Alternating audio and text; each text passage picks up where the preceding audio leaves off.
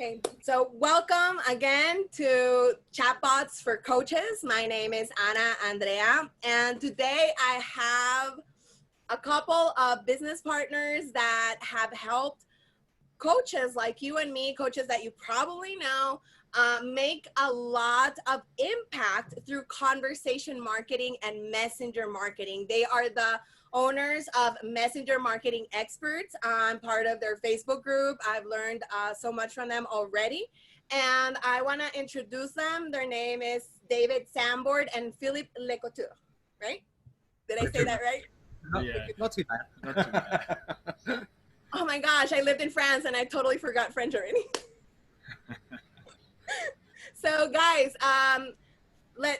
present yourselves and tell us a little bit more about yourselves and your journey. I know that you've been in marketing for a long time, so you've seen all the changes happen. You've lived through them, and you could guide us through this time where some coaches have actually said no to messenger marketing. So tell us a little bit about your stories, how you got here, and why bots? Want to start, David? Yeah, okay. Well, we actually met when ManyChat first came out, right? Mm-hmm. I was doing mobile wallet marketing. Phillippe was you were working with some 5-star hotels. So we were doing a lot of local business marketing as well. So we met up online, not through Tinder, by the way, but we met up online.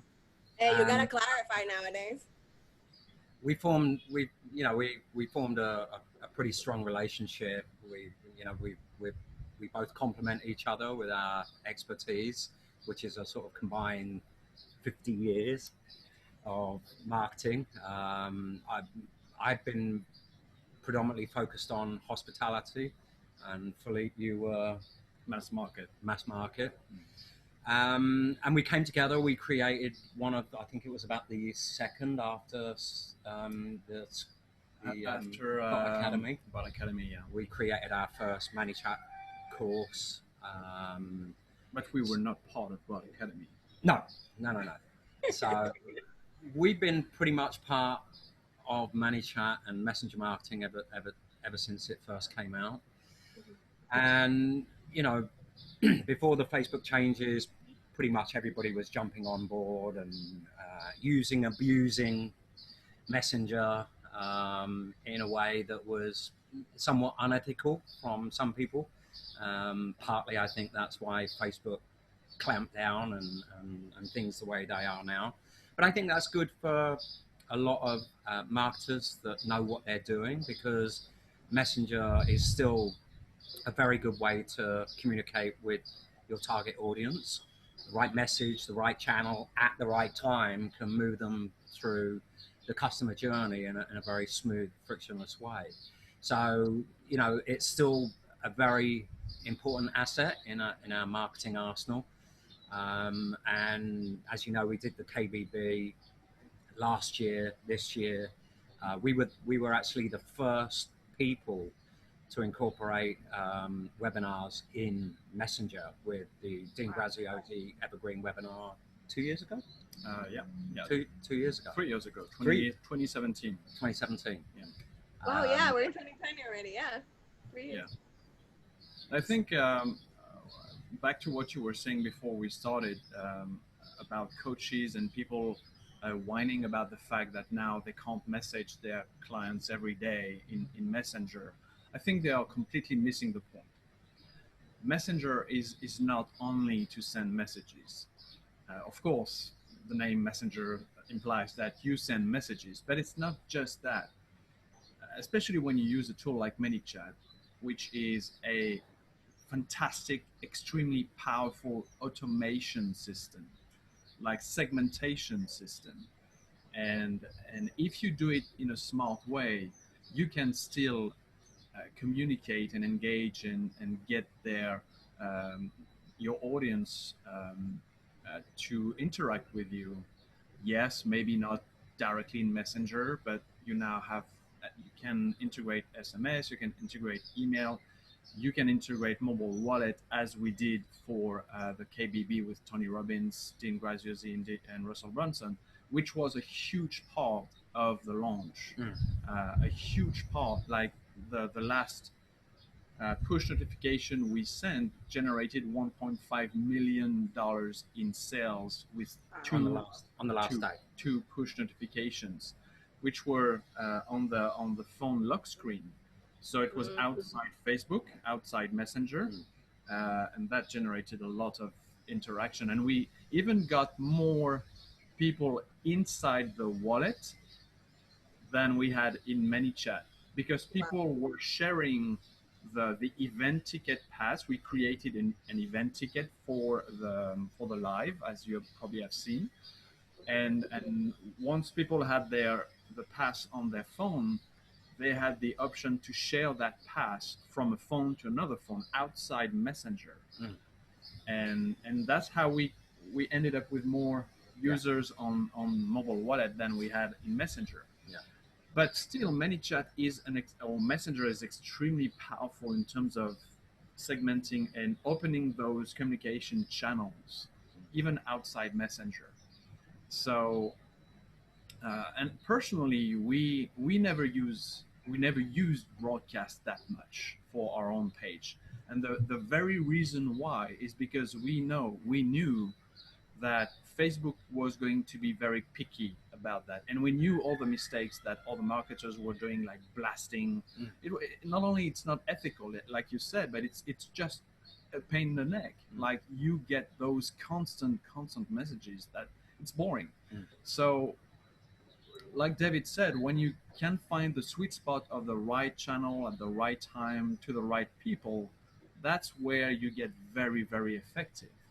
And it's not about marketing is not about blasting people and just getting them upset because you get too many messages. And the number one reason why people were unsubscribing from Messenger is because they were receiving too many messages. And the number two reason, I think, was because they were receiving not enough messaging. So it really depends. It's all about balance and the right channel and the right way and the preferred channel for a specific customer. So it's important to identify which channel customer A prefers versus customer B. Someone will prefer SMS, someone will prefer email, someone will prefer phone call. It's up to the marketer to find that switch, to ask, how do you want to receive information from me? So and Messenger for that as a lead gen is brilliant to segment those customers, because you can, as you know, you can tag, okay, this customer, they want to receive email, this customer, they want to receive a notification or SMS, and so on and so forth. So We're you all can different. so you can still use the Messenger through ManyChat as a command control center that allows you to be extremely granular in your marketing.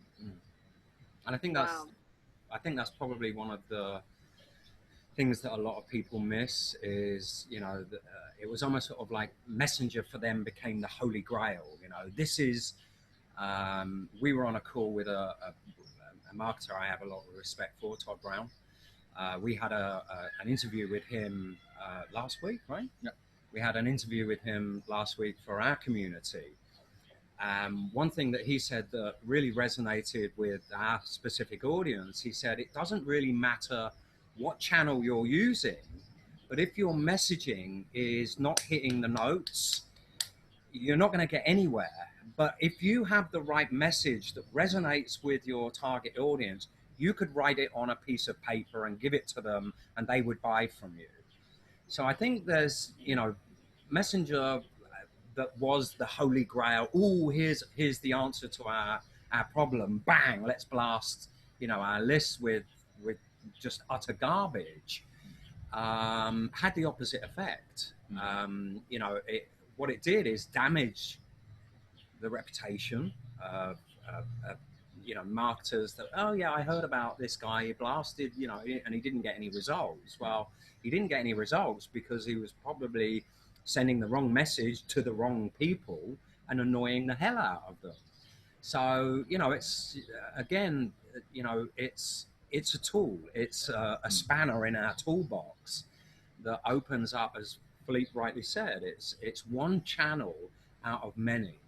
And I think when you utilize it in the right way, it does open doors. It allows you to communicate with people in the channel that they prefer to be communicated with. For example, you know, if I buy something, I want an email confirmation. I want my login so I can flag that. I don't want it in Messenger. I don't want it in any other channel or an SMS. I want that as an email. So again, it's all right channel, right time, right message, and you know, and that's obviously what we do for most of our campaigns. Yeah. It's all about the segmentation top of funnel, and obviously with the KBB, people landed on the thank you page after opting in, and then they had the opportunity of getting reminders in Messenger, then into mobile wallet. And the good thing is that it was higher than that. I think it was about 82% of people that purchased the program had everything. They were on email, Messenger, and mobile wallet. It was close to 90%. It was close to 90%. 90%, yeah. Yeah, so it was a super qualifier. Like the more channel the customer is open with you, like wallet was the final channel, and 90% of the buyers had a pass, a wallet pass. It's huge. It's absolutely huge. That means yes, it's another channel, but it qualifies your audience. So you can pretty much guarantee that when someone is willing to install an event ticket on their wallet pass on their phone, in the KBB, 90% of those people bought the program, spent $2,000 to buy the program. Of the people, what it means is people that actually purchased the program, 90% of them went from opting in, landing thank you page, Messenger, mobile wallet, and obviously they consumed the content through, you know, we sent out because it was part of the confirmed event reminder tag, so we sent out the value videos, value video 1, 2, 3, 4 before the live. So we sent out in Messenger and in mobile wallet. We could track in Messenger and we could track clicks in mobile wallet. So people were consuming the content on different channels, which ultimately led to the day of the live that they got so much value from the pre-live content. Yep. That those that did show up from the Messenger side and the mobile wallet side, those that did buy, all of them, 90% of them had gone the whole distance. All they were waiting for is the buy button, yeah. Right? So they were ready. Yeah, they were hot potatoes. Yeah, hot potatoes. Yes, yeah. Exactly. Yeah. Yeah. Wow, that's so cool, because what you just explained is literally a funnel, and anybody can apply it. Sure. And I think that going through, like, 90% of the people going through giving all that information, right? All of those that bought, 90%, you have their information. That is so powerful for Tony, Dean, and Russell, and Jenna this time, because they can re-engage with the people while they go through the program and actually help them take action inside the program. Right? Yeah. Because that's the next step, right? After we get people to buy with the bot, we help them through the program. Did you have something that you created for them to go through that? Not yet? That's a good idea. The Messenger side was absolutely because they had so many people. You know, the challenges that we faced was pretty much on. It wasn't the setup side. We'd done that the year before. It was the software stacks. Could the software handle the load? Which it didn't a lot of the time. Google Sheets failed us. Zapier failed us. Zapier ManyChat failed us. ManyChat failed us. So we had to have so many different backups that were, you know, we're like juggling 10 balls of trying to keep all the software to keep up with the amount of people that were going through the funnel, which you know, I mean, that was a challenge in itself. Yes, you know, I have people asking me, guys, please ask, how did you keep your sanity? We all want to know. We didn't. We didn't. Well, the thing is, we had the experience from the previous one, and on the previous one, we anticipated a lot of potential issues.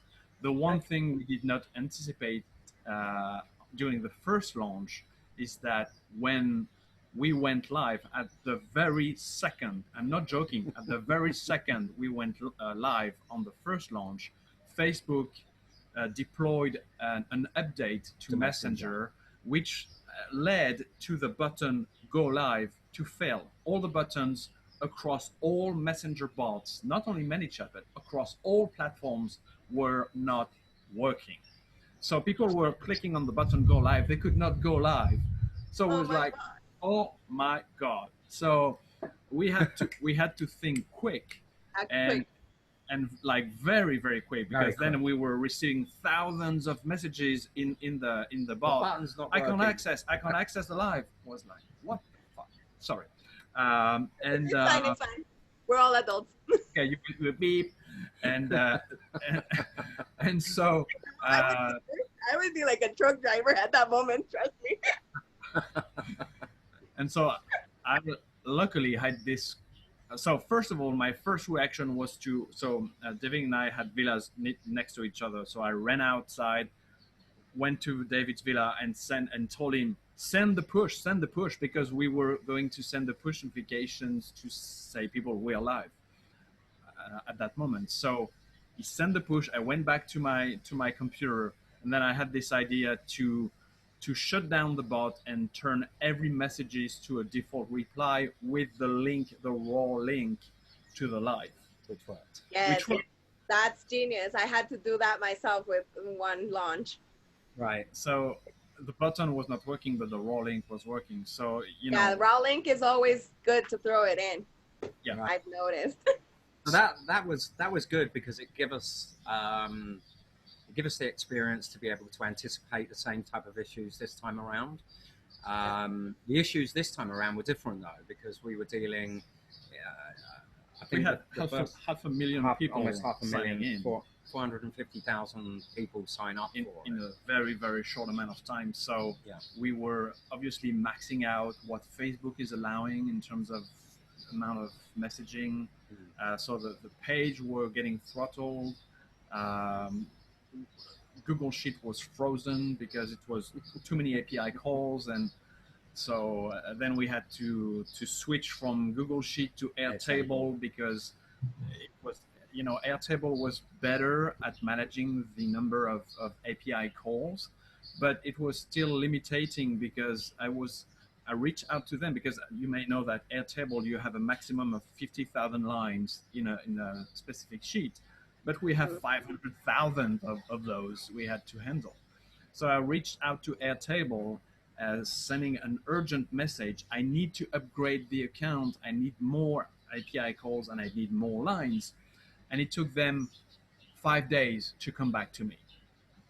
And by then the launch was over. It was done, finished. It was done. Game over. So then I was like, Jesus Christ, I need to find another solution. So then we switched to a database, MySQL, which was, you know, we can have millions of lines and it's much faster. So, you know, when you face a solution, that's where you have to find, when you face a problem, a struggle, you need to find a solution very quick. So that's how we... You live and learn, right? Yeah.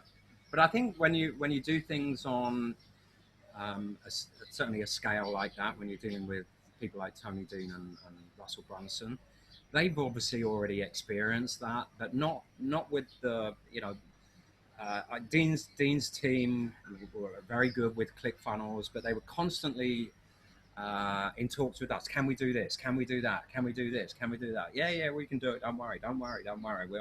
We'll handle everything outside of ClickFunnels. You just focus on that side. We'll do everything else. We'll do all the automation and the follow-ups. Just send us the links. That's all you need to do. Just send us the links, and we'll right link. The right link. Yeah. Send us the right links at the right time and tell us when you want us to send them out, Mm-hmm. at what time. We'll segment so that they're not ending up in someone's inbox at 3 a.m. if they're in Argentina. We'll make sure that they're hitting at 4 p.m. wherever they are in the world, you know. So yeah, I mean, it's cool when you do stuff like that because you do learn a lot. You learn, again, same as everybody, we all learn from mistakes and how quick you can adapt to problems that we faced this time around. We didn't even anticipate the first time around, and we couldn't even. Oh, and we found out another funny, so to speak, situation is that Facebook in early February, which was the launch was around February 27th. Yeah. It was right before the change. Yeah, and we had a lot of iOS issues. So Facebook had and still have actually a lot of issues on iOS devices. Oh, with the buttons. So with the buttons. Mm-hmm. So luckily, we have a system in place that we can detect the device the user is using. So if they're on Android or iPhone or desktop, so we could manage to send the wallet pass link to iPhone users, not through Messenger, because that's where the issue was, but through either SMS or email. So they could get the thing. So we did that automatically. So when we were detecting it was an iPhone user, then we were sending the event ticket through email or SMS. Yeah.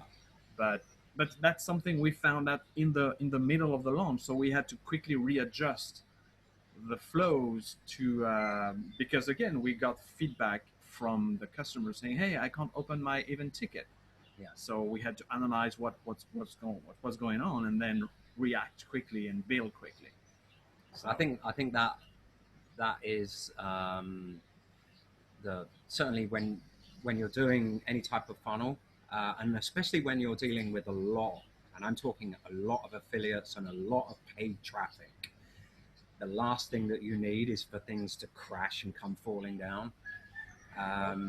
So, fortunately for us, we've got the technical skills to be able to identify when there's a problem and to be able to, oops, there's a problem there. How do we fix it? How do we get around that particular issue?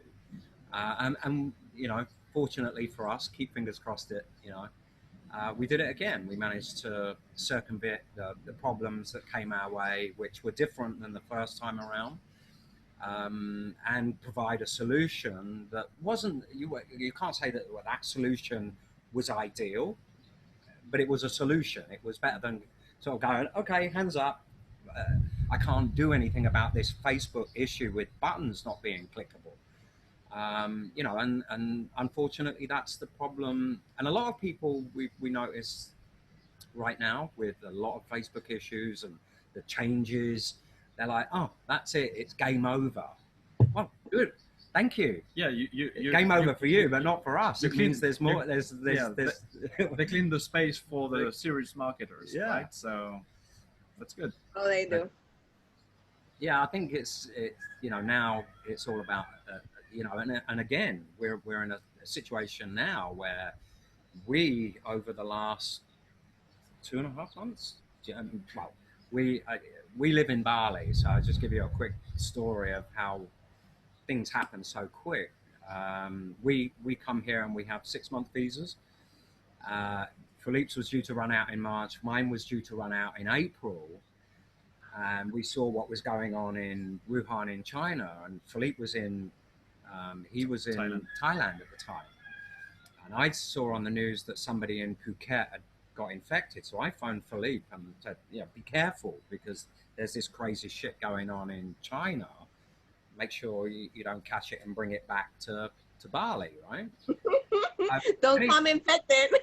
Don't come infected, bringing this back from Thailand. But when he got back, we had to make a decision. It's like, do we stick around until our visas normally expire, or do we anticipate the problem further down the line and make the choice to leave earlier, which we did do, and then we got back. So, and if we'd have stuck with it, we would really would be stuck right now. Mm. And I think, And again, it comes down to analyzing the data we have at our disposal, Yeah. and then make a decision from the data we have analyzed. It's same thing as it goes for a marketing funnel, as it go in your life. You see data, and if you can have access to factual data, and then you make decisions. then you can make wise decisions. Yeah, based on that data.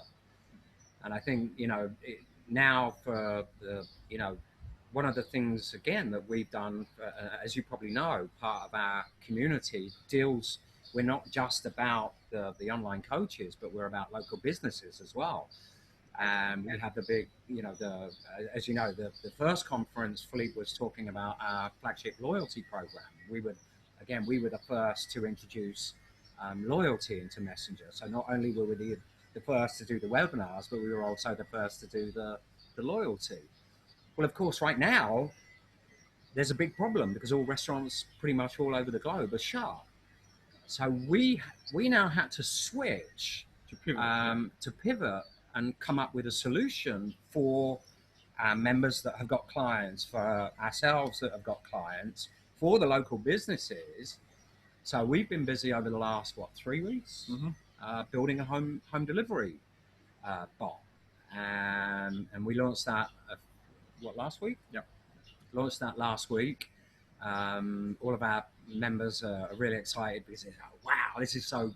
I think we had the record install to we have tech calls for our members, and one of them was on there today. What was the install? 1 minute and 58 seconds. 1 minute and 58 seconds to install the template and get it up running. Nice. So yeah, I mean, but again, that's all dynamic content being pulled in from galleries, delivery, pickup, Google Maps API integration. So, pretty much like an app, but within Facebook Messenger with a lot of dynamic content coming in. Yeah. And it saves the day for local businesses because now they can pivot and they have a solution that they can then use to serve who they serve. Without having to pay 30% commission to the delivery apps, for example. Right. So they can skip that, and they have their own delivery. Yes. Base. Yeah. Yes, But I super.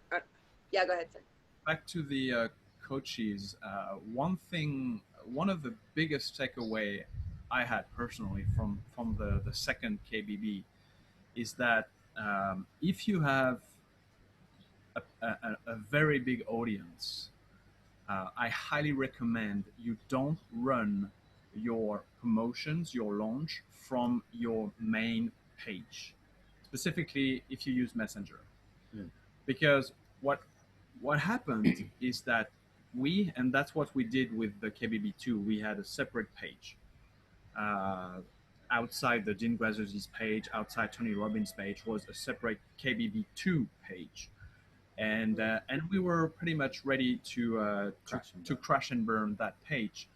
And what happened is that because we had so much traffic on that page got pretty much shut down when we did the launch. So imagine if that happens to your main page, you lose a lot. So it's always good to have like a backup plan, like a separate page. Don't put all your eggs in the same baskets. That's the lesson here. So if you have a very active page, send them to the new page dedicated for that launch. If it's a big launch. If it's a very big because launch. I mean, we were okay right up until the last 15 minutes before the live. But that was the plan anyway. We originally said, with the amount of people that's coming in and sending out 140,000 live links in a few minutes, it's going to get burned. That page will crash and burn because Facebook, we knew from the first year, because we spoke to Mikhail at ManyChat, that Facebook actually has a restriction on the amount of messages that you can send per minute. So we knew that that was going to be an issue. So we said, well, let's, we'll segment from 2 hours out right up until 15 minutes before, and then we'll, put the foot to the floor and run it into the wall. And that's what we did. And we had a big And it did. Yeah. But everybody got the message. We went out in a blaze of glory. Yeah. Kamikaze mode. Like. Yeah, well, that tells me a lot about the experience you guys have, because you already know and anticipated this thing. Rookies would have never. No. Never. No. So that's so cool. So that's great advice. Doing another page, because I have some of my clients that have multiple six figures earners, and they're getting a lot of leads, but they shouldn't protect their page. That's right. And again, based on our own experience, that's why I was saying we don't do broadcast at all from our main page, because we have so many automations on that business page that we can't afford to lose that page. Otherwise, we lose all the automations, pretty much we lose the business. So it's very important to really measure and assess the risks you have when you use that tool that you don't control. You don't own Messenger, you don't own Facebook, so you don't own all of those software. So the only thing you own is your SMS list and your wallet list and your email list. That's the only thing you own. Everything else, you're playing someone else's garden, right? So you need to assess those risks. Yeah. That's why, that's why a lot of coaches are very anti-Messenger. A lot of big names will not use Messenger because of that, purely because it's because they can't spam as they are spamming with email. True. Of course, because spamming does work. I mean, it works, but how solid is that strategy? Not much. Not much. And the hard work of actually doing I call it an irresistible experience, because we take the person from not knowing anything into a whole experience through Messenger that they've never gone through before, and they kind of love you after it. Right. And I think that's what happened with all the attendees at the KBB as well. They were like amazed with all the things they could do inside. So they were like, "Yeah, here's my email. Hey, let me do this. This is new, cool." Yeah. Right, with the what's it called? The wallet. Wallet. Yeah. Yeah, the wallet. Got it. Yeah. So I think that we got a lot here already. I don't know if you have any closing words, any other advice for the coaches, so they can go and implement right now. And stop being afraid of the messenger marketing, even if some names don't even care about it. I think the biggest thing that we've learned over the last, ever since Messenger has become available, and obviously there's more and more that ManyChat are doing to integrate with third party, like the Active Campaign, Infusionsoft. In the beginning, we had to use Zapier because that was our only way to bring things together as to work in a harmonious way. So in the beginning, it was very cluttery. It was like hard work. But again, that's something that I recommend people do, because you never know when you're going to have a client that is using something that they don't want to give up. And if you cannot integrate with that, you've lost the deal, right? So that's a bit of advice for agency owners. Make sure you know other software like Zapier, Integromat, because you will come up with coaches that are using obscure email providers. Not all of them are using Active Campaign. Not all of them are using all of the well-known ones. Some are using things I've never heard of before. Is that what? Never heard of that one. But as long as they have a Zapier app or an Integromat, or you can hook in via API, which is pretty much what we've been doing for the last 2 years, is integrations and automations. When you can, as an agency, so if this is going out to agency owners as well as coaches, learn your stuff, learn your technology stacks, because the more you learn about technology, because it's constantly evolving, new things are always coming around, new integrations are always coming around. But the more you learn about that, the easier it is for you to turn around and say, I can do that, without going, I need to get back to you. I don't know if I can serve you. With regards to coaches, it's almost sort of like the advice or the analogy that I like to put it in. It's like, how many gears do you want in your car? Do you want just one gear, or do you want 5? Because if you've got one gear, you're going to go one speed, which would be email. Do you want email, messenger, SMS, and wallet, and any other channel where you can, SMS, for example, you'll get, people replying, or people see the SMS a lot quicker. Wallet, push notifications, messenger, yes, great but each channel also has its own purpose. SMS is very quick, email is detailed, same with messenger, it's chat. But the more you can incorporate all of those different channels, the better your chance of success. But at the end of the day, you still have to have the right message, because otherwise it won't get consumed. Yeah, the right message is super important as well.